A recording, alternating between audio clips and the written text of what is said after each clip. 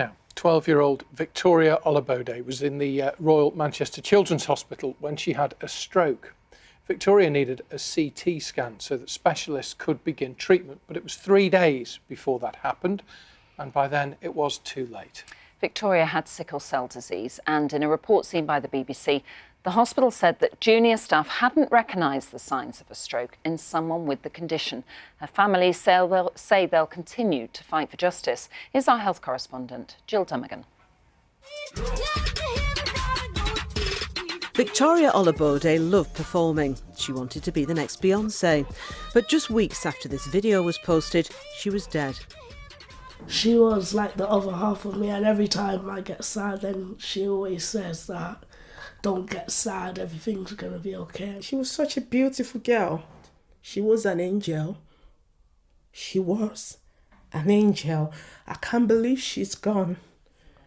Victoria had sickle cell disease. At the beginning of last July, she was taken to the Royal Manchester Children's Hospital with breathing difficulties and chest pain. At first, she seemed to be getting better, but on Friday evening, she was being sick and had developed a headache so severe she was described as screaming with pain. I said, would you consider doing a scan just to see what's going on, because this is unusual for it. Why is she screaming? We're very worried. And the doctor said, let's see till Saturday. If the headache persists, we will do a scan. The on-call consultant that evening also suggested a scan if Victoria hadn't improved by the next day, the Saturday. But it didn't happen, and the hospital's own report says that it was never considered again that weekend.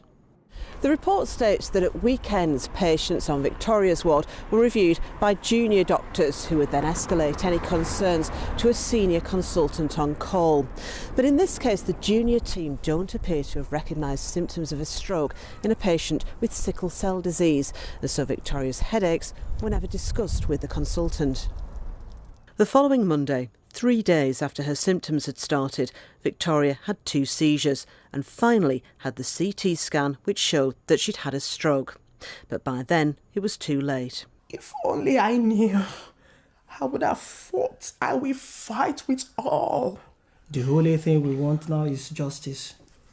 My daughter must get justice, and I'm going to fight. In a statement, the hospital trust extended their condolences to Victoria's family.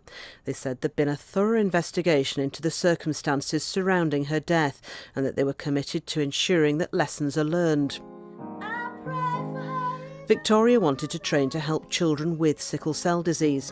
Her family are now planning to set up a charity to do that. The legacy must go on. We must not let it go like that, because I know wherever she is, if we don't do it, she would never forgive us. Jill Dummigan, BBC North West Tonight, Middleton.